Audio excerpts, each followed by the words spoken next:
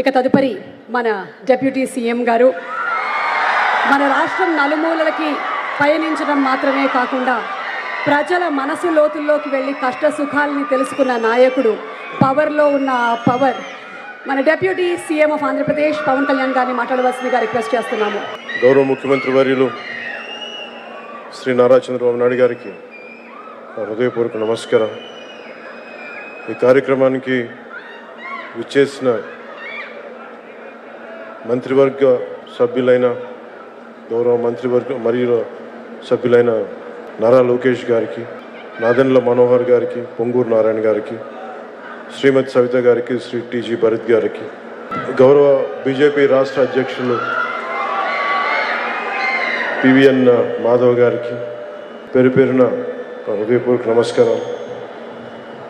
ఈ కార్యక్రమానికి విచ్చేసిన గౌరవ ఎమ్మెల్యేలకి ప్రతి ఒక్కరికి పేరు పేరున హృదయపూర్వక నమస్కారం. అలాగే ఈ కార్యక్రమానికి తమ వంతు విరాళాలు అందించిన జిఎంఆర్ గ్రూప్ చైర్మన్ బివిఎస్ రావు గారికి, ప్రతి ఒక్కరికి, అమరజీవి పొట్టి శ్రీరాములు మెమోరియల్ ట్రస్ట్ సభ్యులందరికీ, కార్యక్రమానికి విచ్చేసిన ప్రజలకు, ప్రజాప్రతినిధులకు, అధికారులకు, మీడియా మిత్రులకు, మీడియా మాధ్యమాల ద్వారా వీక్షిస్తున్న ప్రజలందరికీ పేరు పేరున హృదయపూర్వక నమస్కారం. తెలుగు జాతి ఉనికి కోసం, తెలుగు జాతి ఆత్మగౌరవం కోసం ఆత్మార్పణం చేసిన అమరజీవి పొట్టి శ్రీరాములు గారి 125వ జయంతి సందర్భంగా యావత్ ఆంధ్రప్రదేశ్ ప్రజల తరపున ఆ మహనీయునికి మనస్ఫూర్తిగా నివాళులు అర్పిస్తున్నాను. ఎవరి ప్రాణత్యాగం మీద ఈ రాష్ట్రం ఏర్పడిందో, ఎవరి దేహత్యాగం మీద ఈ రోజున తెలుగు వారంతా స్వేచ్ఛ వాయువులు పీల్చుకుంటున్నారో ఆ మహనీయుని స్మరించుకోవడం మనందరి కర్తవ్యం. మద్రాస్ ప్రెసిడెన్సీలో తెలుగు ప్రజల ప్రయోజనాలను పరిరక్షించుకునేందుకు, ఆంధ్ర ప్రజల ఆత్మగౌరవాన్ని కాపాడుకునేందుకు ఆయన సుదీర్ఘ కాలం చేసిన ఆమర నిరాహార దీక్ష చేసి, తద్వారా ఆయన ఆత్మ బలిదానం ఫలితంగానే తొలి భాషా ప్రయుక్త రాష్ట్రంగా ఆంధ్రప్రదేశ్ అవతరించింది. మరిన్ని రాష్ట్రాలకి దారి ఏర్పరిచింది. మన తర్వాత 1955లో కేరళ, కర్ణాటక, 1960లో మహారాష్ట్ర, గుజరాత్, 66లో పంజాబ్, హర్యానాలు భాషా ప్రాతిపదికన ఏర్పడ్డాయి. అంటే వాటన్నిటికీ ఆద్యులు శ్రీ పొట్టి శ్రీరాములు గారు.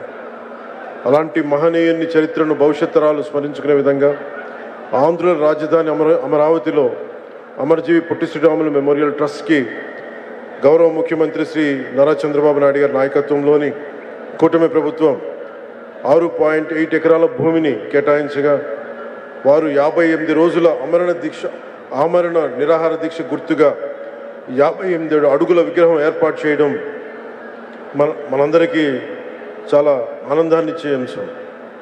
పొట్టి శ్రీరాములు గారు చేసిన త్యాగాన్ని గుర్తుగా కూటమి ప్రభుత్వం తరపున నివాళిగా జల్ జీవన్ మిషన్ ద్వారా చేపట్టిన ఒక multi village scheme water grid పథకానికి అమరజీవి జలధార అని పేరు పెట్టారు.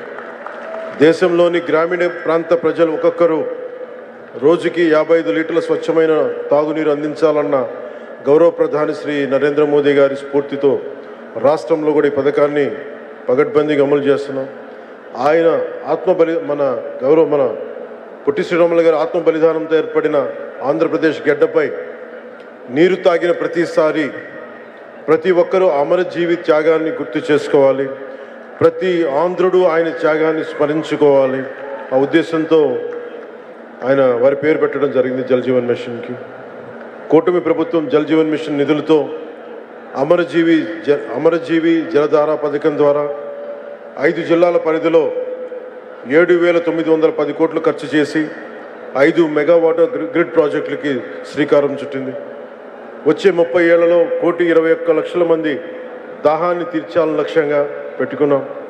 9,355 కోట్లతో మరో 7 మెగా వాటర్ గ్రిడ్ ప్రాజెక్ట్ నిర్మాణానికి, తీవ్ర నీటి ఎద్దడి ఉన్న 3,000 ఆవాసాలను గుర్తించి 3,000 పనులని సింగిల్ విలేజ్ స్కీమ్స్ కింద 1,814 కోట్ల అంచనా వ్యయంతో చేపట్టిన ప్రాజెక్టుకి రాష్ట్ర మంత్రివర్గం ఆమోదం తెలిపింది. ఆ పథకాలన్నిటికీ కూడా అమరజీవి జలధార కిందే అది ముందుకు తీసుకెళ్తాం. శ్రీ పొట్టి శ్రీరాములు గారి ఆంధ్ర రాష్ట్రం కోసం బలిదానం అమరజీవిగా మన గుండెలో ఉన్నారు. అంతేకాకుండా ఆయన గొప్ప సంఘ సంస్కర్త, స్వాతంత్ర సమరయోధులు. క్విట్ ఇండియా ఉద్యమ సమయంలో శ్రీ పొట్టి శ్రీరాములు గారు లాంటి వారు మరో 11 మంది నాతో ఉంటే ఏడాదిలో స్వాతంత్రం తీసుకువస్తానన్న మహాత్ముని మాటలు అమరజీవి పోరాట స్ఫూర్తికి నిదర్శనం. ఆ స్ఫూర్తిని కొనసాగిస్తూ యావత్ తెలుగు ప్రపంచం ఆంధ్రులో ఔన్నత్యాన్ని, ఔచిత్యాన్ని గుర్తించేలా కృషి చేస్తామని మాటిస్తూ ప్రత్యేకించి ఈ రోజున అమరజీవి పొట్టి శ్రీరాములు గారి కుటుంబ సభ్యులు ఇందాక నా పక్కనే కూర్చున్నారు, ఈ వేదిక పైన ఆసీనులై ఉన్నారు. శ్రీమతి రేవతి తంగుడి గారికి, శ్రీమతి అనురాధ దేవకి గారికి, శ్రీమతి కుందా ప్రతిభ వారి మునిమనవరాలు గ్రేట్ గ్రాండ్ డాటర్, వారికి కూడా నా హృదయపూర్వకంగా ధన్యవాదాలు తెలియజేసుకుంటూ, మేము వారిని పొట్టి శ్రీరాములు గారిని ఎప్పుడు కలుసుకునే చూసే మేము అదృష్టం ఆ తరంలో పుట్టలేదు. కానీ మీ ద్వారా వారి కుటుంబ సభ్యులు, మీరు పొట్టి శ్రీరాములు గారి కుటుంబ సభ్యుల్ని మేము ఈ విధంగా చూడటంలో మిమ్మల్ని చూస్తూ మేము పొట్టి శ్రీరాములు గారి త్యాగాన్ని గుర్తు చేసుకుంటాను. ఆయన్ని కలవలేక మాకు కలిసి అదృష్టం మాకు వెళ్ళాలి. కనీసం మేము మీ పక్కన కూర్చున్న అవకాశం ఈ విధంగా లభించినందుకు పొట్టి శ్రీరాములు గారి వారసులకి పక్కన కూర్చొని ఈ అవకాశం లభించిన మనస్ఫూర్తిగా ధన్యవాదాలు తెలుపుకుంటూ, ఆంధ్ర రాష్ట్రం గౌరవ ముఖ్యమంత్రి గారు ప్రత్యేకించి ఆ 58 అడుగుల విగ్రహాన్ని అమరావతి నడిబొడ్డున ప్రతిష్ఠించినందుకు ఒక్కసారి ఏరియల్ వ్యూ చూస్తూ ఉంటే చాలా చాలా ఆనందంగా, చాలా చాలా గర్వంగా అనిపించింది. మహానుభావుడు చేసిన త్యాగం ఈ రోజున మొట్టమొదటిసారి మనకంటూ ఒక రాజధాని ఒకటి వచ్చింది.